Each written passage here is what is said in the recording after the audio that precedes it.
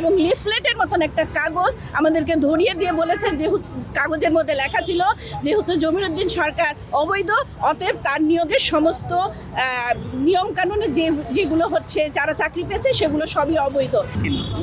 আমাদের কোনো কারণ দর্শানো নোটিশ ছাড়া চাকরি চলে গেছে, আমাদের কোনো কিছুই বলা হয় নাই। উইথাউট শোকজ ছাড়া আমরা আগের দিন অধিবেশন চলাকালীন সময় আমরা আগের দিন রাত 11টা পর্যন্ত অফিস করে গেছি।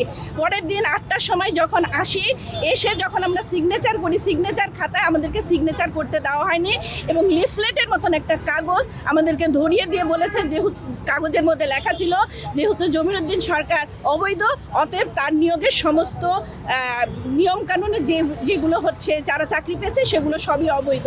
এভাবে চাকরিতে আমাদেরকে বাতিল দেওয়া হয়েছে 128 জন। পরবর্তীতে যারা ওনাদের পক্ষে কথা বলেছে, যারা বলেছে ফ্যাসিস্টের পক্ষে যারা কথা বলেছে, তাদেরকে গুনে গুনে কিছু মানুষকে পুনরায় নিয়েছে কিছুদিন, কিন্তু আমাদের 80 জন পরিবার এখনো আমরা পথে পথে ঘুরছি। আমরা আমাদের দলীয় কারণ, আর কোনো কারণ নাই। জমিরুদ্দিন সরকারের যেহেতু আমরা বিএনপির আমলে নিয়োগ এবং বিএনপি আমরা করতাম, আমাদেরকে অন্য দল করতে বলা হয়েছিল, যেটা আমরা করতে কখনোই রাজি হইনি।